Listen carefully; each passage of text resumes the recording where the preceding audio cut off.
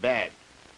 So it's safe to talk about flying saucers and people from outer space, people who may be circulating among us now and who demonstrate their unearthly qualities if they choose you as one of their agents by disappearing and reappearing at will in your very presence, in front, if necessary, of many witnesses, and who land on this materialistic earth in flying saucers, to which you, if you're one of the chosen, shall enter through an anti-gravity elevator. Nothing to hold you up. You just whisk up into the body of the flying saucer, a scout ship from outer space. No, I'm not really joking, because I've got a man now, here and now, one of the men who claims fervently that he has met these people from outer space, has talked to them, and has been given secrets of things such as a time machine from men from outer space. You'll meet this man after this plebeian and earthly message.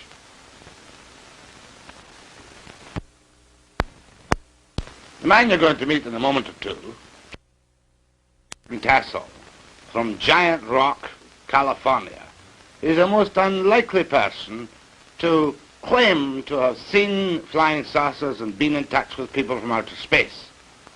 George is a very ordinary fellow. He doesn't make any money out of his flying saucer beliefs, but boy, he really believes them. And before I start talking to George, I want to tell you, too, that I do have a couple of doubts in my mind. We all see these newspaper reports from Socorro, New Mexico, that a mysterious craft landed and took off and left blast marks in the sand. Airline pilots from time to time talk delicately about strange aircraft circling their normal aircraft in flight, perhaps even cutting off the power of their engines momentarily. We all love to talk about the mysterious and the unknown and the flying saucers. So now it's to George Van Tassel and this question.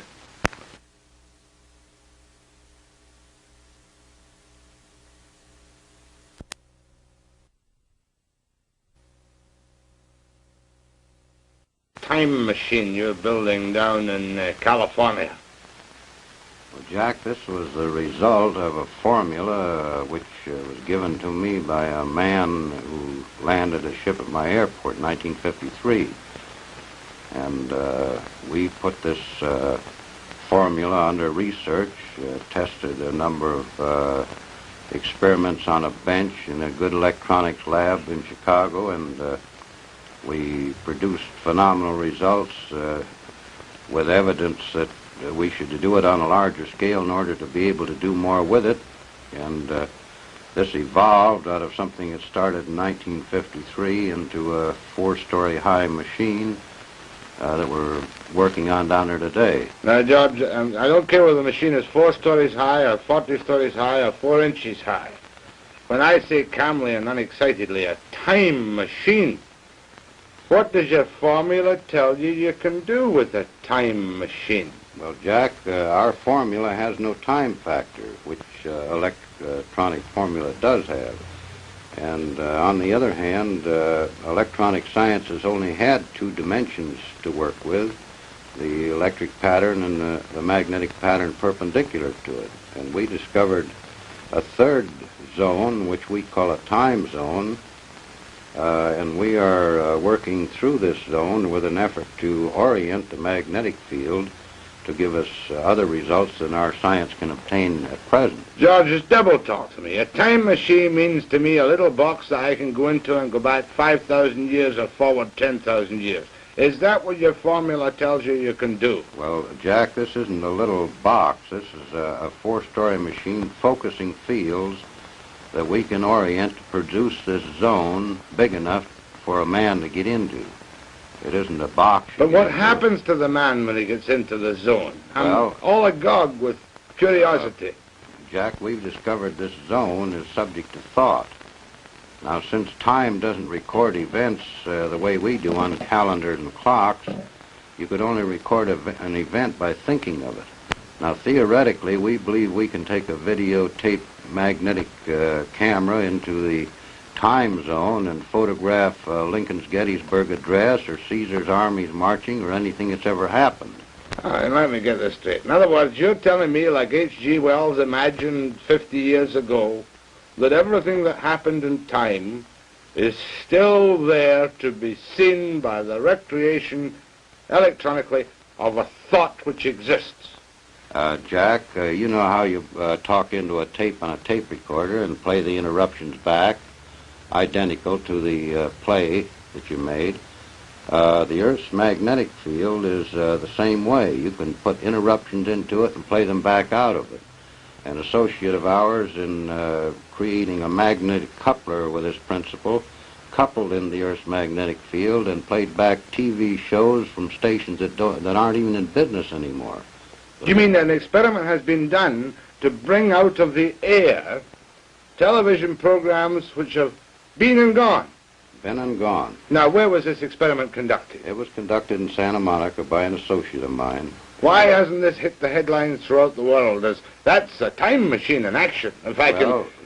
Jack, the reason it hasn't hit the world is because, as I understand it now, the Navy Department took him and the research over because he also discovered he could bounce magnetic echoes off the ionosphere and locate submarines under the ocean, regardless of where they were. So who is this associate of yours? This is a fellow named Charlie Arts. Charlie Arts? Yeah. And is he a free man walking around today? Well, he's free where he is in this super secret research he's conducting. Now, so therefore you tell me soberly in front of this television camera that things, old television programs have been recreated out of nothing. Played back with a picture and the sound just as good as the day they were broadcast. We've done this many times. Why didn't you bring one up with you? Well, this requires quite a piece of apparatus. This magnetic coupler works on around 50,000 volts, and it doesn't have any radio frequency connected with it. And actually, the television set which plays back the picture doesn't even have an antenna connected to it. George, you know as well as I do, and you've been on television 350 times, and I've known you. I met you once 7 years ago, and I kind of like you. Mm-hmm. But you know what the people out there are saying. They're saying this man's a nut. Well, Jack, you know, when Fulton was running his steamboat up the Hudson River, there were people still standing on the bank saying it couldn't be done. All right, let me take you further back, though. You have a time machine plan. You have done experiments which show you can bring the past to life. Where did this formula come from? I love that Scotch accent. Jack, the formula came from a ship that landed at my airport in 1953 on August the 24th. Which had 4 people aboard it that came from another planet. I'm breathless. Well, you're not only breathless, I was breathless. But I'm cynical, too. Well, that's fine. That's the way to be. In fact, I'm a bigger skeptic than you are of many things. I'm an unbeliever. Convince me that this really happened to you. Well, this thing is very similar to a thing that happened in our biblical records where a Lord presented Moses with a pattern to build a tabernacle. They came out of the sky, they handed him stone tablets, and this phenomena that's taking place today is as old as our history, as our civilization. This isn't anything new that's occurring. It's something that's being continued in another time of crisis when conditions affecting the people of this planet are reaching a point where somebody has to take care of the situation. Now, I don't intend in any way to be disrespectful or blasphemous, but do you feel, and I know you're not an evangelistic type, do you feel that you're some kind of Moses receiving a new word? Well, I don't say that, Jack. I say that what is occurring now has occurred before. There's many records of these ships landing throughout history, clear back into Sanskrit. And there are records in the 1898 Chicago newspapers that covered the front page for 3 days of a big ship setting over Chicago. When you realize we're dealing with a type of man that is almost as far above us in intelligence as we are above the lower animals, there isn't anything phenomenal in this at all.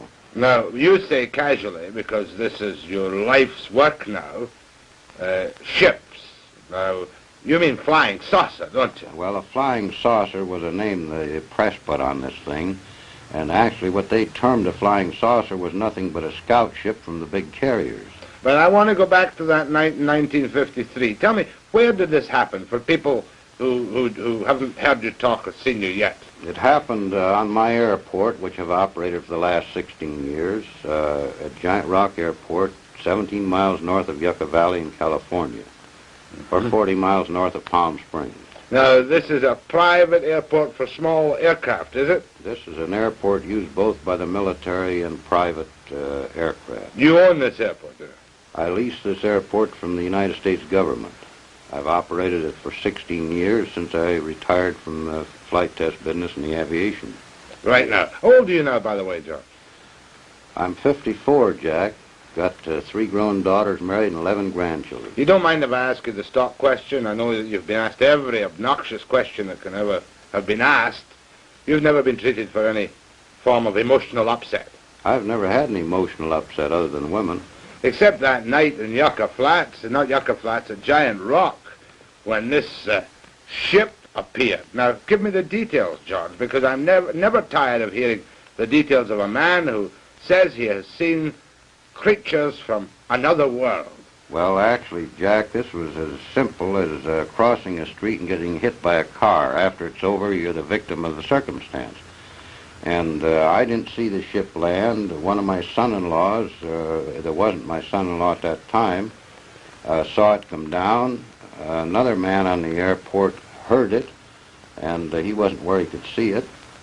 And the man got off of the ship and approached me before I even knew there was a ship down. Where were you then? What time of day or night was it? It was 2 o'clock in the morning and approximately a full moon, which is like daylight on the desert. Were you walking about outside or what? No, I was sound asleep when he awakened me.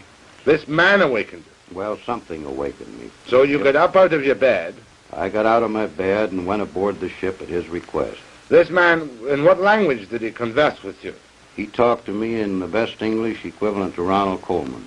And he met you there and he said, what did he say, come with me to my ship, or what? No, he said, I asked him what he wanted because we have a lot of people come in stuck in the sand and broken axles and whatnot. And I asked him what he wanted, and he said, my name is Solgonda, and I would be pleased to show you our craft. Solgonda? Solgonda. Was the craft visible to you at this time? It was when he stated this, I saw beyond him the ship, which I hadn't seen before. What did you see?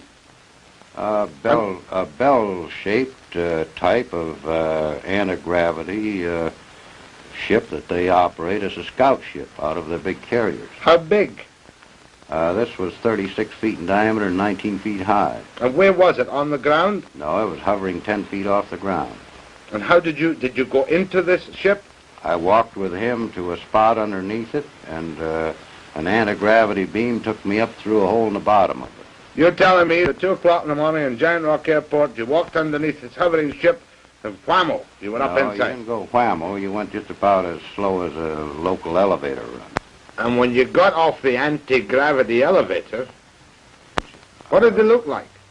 I was inside of a ship about 18 feet in diameter and roughly 10 feet high to the domed ceiling, and there were 3 men on the ship, besides the one that had got off and invited me aboard. You keep calling them men. What do you mean, man? Well, little green man? They were about 5'6". They came about to my eyebrows, and they could have walked in our clothes down any of our streets, and we wouldn't have paid any attention to them. And did you bring any proof off that ship? Were you alone in the ship? I was alone with the 3 men until the other fellow came up behind me, and then the 4 of them were aboard. Were there any other earthly eyewitnesses to this? Nothing, only outside of the ship. And these people stayed outside? On the airport. And did you go anywhere in this ship? Not to my knowledge. When I got off, it was the same place it was when I got on. What do you mean, not to your knowledge? Had the door closed when you went in or something? I don't know, because it was below the deck. And did these people tell you where they came from? They didn't say where they came from, but I've been in the air game since 1927, and their instruments were unlike anything I'd ever seen before. Well, don't give me technicalities. What was different? The difference was that we used dial instruments, and they used vertical instruments, like fluorescent tubes with marks on them. What color were these people? The instruments were marked in symbols similar to hieroglyphics. They were not in any language or number system we use on the Earth. What color were these people? They looked like they were white people with a good, healthy tan, Did they give you any indication of how old they were, or what they ate, or where they came from at all? After we got off the ship, the man who invited me aboard, who didn't look a day over 28 years of age, told me that he was over 700 years of age in our time. Oh, come off it, George. That's right. Was this the guy who gave you the formula for the time machine? That's the man. And what form did the formula take? Did he implant it in your mind by telepathy, or did he give you something written in English? He spoke it to me verbally. And you remembered this? There's nothing to it to remember. Will you tell me now? The formula for a time machine. F equals 1 over T. F equals 1 over T. F being frequency and T being time. And this enables me to go back to the time of Caesar's armies conquering Britain. Well, it would enable a mathematician to work this out, yes. And why hasn't this been acclaimed like Einstein's E equals mc squared? Well, why hasn't the fact that the United States government's been flying anti-gravity ships since 1956 been acclaimed? Or the fact that there's a crater on the moon with a base in it since 1954, we've known this. All right, but let's get, first of all, the U.S. Why haven't the FBI clapped you incommunicado for breaking secrets that they want to keep secret in the United States? Well, possibly because they know this information's going to get out eventually anyway, and what I say won't make any difference. Now, that particular night when you had this experience, did you call the police? Did you call the Army, the Navy, the Air Force, the White House? Well, I'm 17 miles from the nearest phone, Jack, and the nearest phone would get me to the sheriff's office, and it'd take them about 40 minutes to get out there. Or wouldn't you have a phone on an airport? No, we have no phone. But you're an operating airport. Well, we're an operating airport, but we're isolated in the middle of the desert, 17 miles from the closest town, and they've never run phones out there. So how do you communicate with people who want to use your airport? They fly in or write and phone to the local town where my daughter lives, and she notifies us when she comes out. Now, you talked about a crater on the moon. Now, I thought all the moon stuff had been debunked and that nobody ever really knows what goes on the moon. What's this? Well, this is the Gassendi crater. This is 55 miles long and oval-shaped. It's in the Mare Humorum Sea, or on the edge of it. Since 35 years ago, they wondered why this particular crater had these lines in it. And with the magnification which you can get with the larger telescopes, this is what they found. These lines are tubes laying on the surface of this crater and running under some of the mountain ridges. There are 3 large dome-shaped structures in here. These tubes run clear outside of the crater, and we know they are tubes laying on the surface because the sun is shining from this angle, and this mountain peak causes this shadow. What does it all mean? Does it mean that this is a rocket launching or a flying saucer base on the moon? This has been a base on the moon for perhaps many thousands of years, used by these people in the spaceships to resupply their ships or whatever is required. Not even Life magazine has accepted this as genuine, or has it? Well, the Palomar Observatory people that took the picture won't even comment on it, so...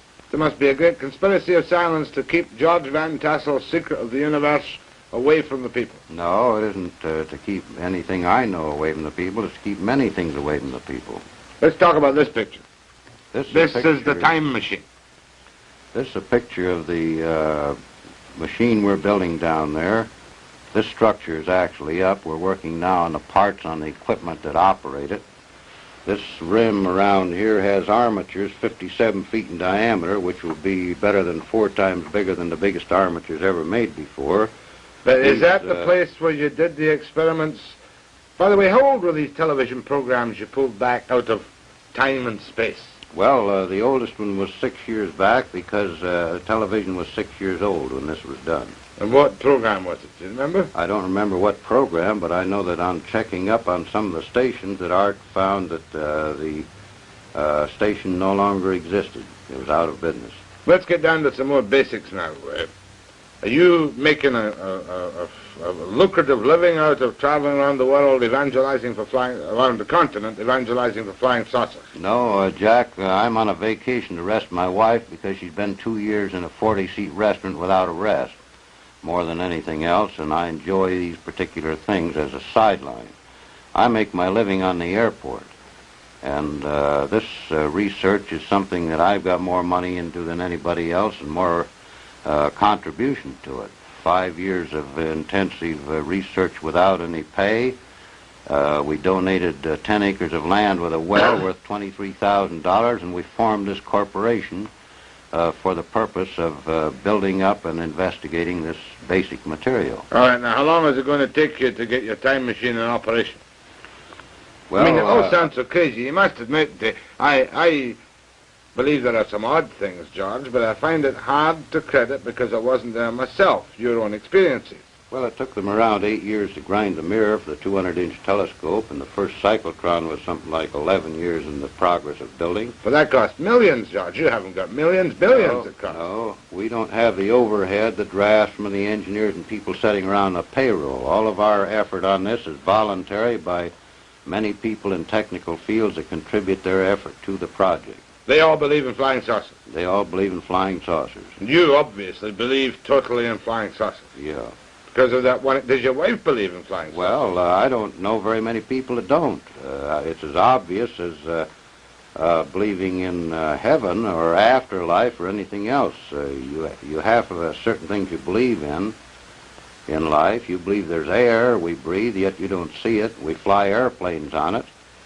And this is an intangible. We can measure it. But why should these people come down, from outer space? Why don't they land in the White House or in Kremlin Square in Moscow and say, hey, listen to us, we can tell you a few things. We're 700 years old.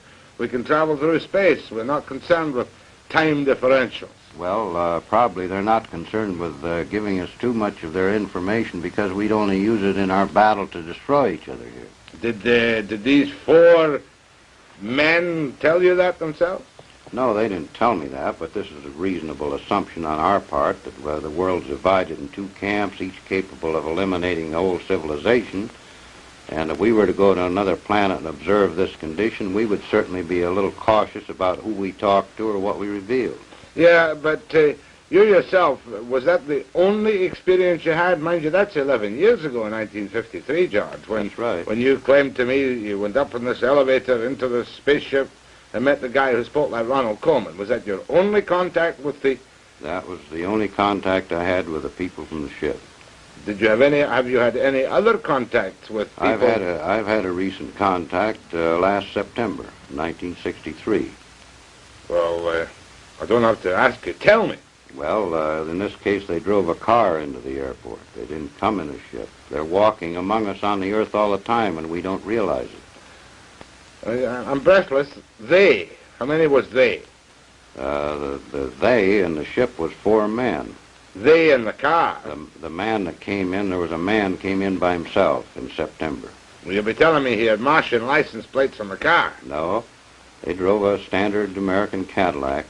And what did they want with you in 1963, 10 years later? They gave me some more information pertinent to electronic and magnetic research. But how did you know they were from some mysterious place in outer space? You don't know unless they want you to know, and then they'll demonstrate some thing that they can do that we can't do, that's humanly impossible for us to do. What did they demonstrate to you which convinced you, an apparently sober, sensible, balanced person who nevertheless believes in flying saucers, that convinced you they were unearthly people? Well, they demonstrated the ability in front of 19 people sitting in a lounge, for instance, that they could sit there and disappear before your eyes and reappear. In fact, the man did this 3 times. For you and your friends? For 19 witnesses that were sitting in our lounge. Vanished in front of your eyes? Sit right there in a chair like you're there, and then you're not there, and then you're back there. He did this 3 times. Now I'm going to disappear, but purely for 1 minute for this message. The previous foregoing interview with George Van Tassel of Giant Rock Airport, California, was not, I must stress, presented to you as a scientific examination of George's claims. There are so many holes in George's claims, even to the layman like myself, that one is bound to be, how shall I put it, a trifle cynical. For instance, why didn't George keep one of the men with him to produce a living proof? And then we could have checked medically his heart and lungs and everything else about him try and substantiate the claim that he is 700 Earth years of age. And why didn't he at least tell George where they came from? Or why didn't he at least present George with some physical, concrete proof so that people wouldn't regard him with suspicion and skepticism as someone who was perhaps just a little bit, overly easily convinced perhaps by some form of hallucination? But he did tell us one thing, how to recognize visitors from outer space. If they ever come to you and you're sitting in a room and they snap their fingers 3 times and disappear,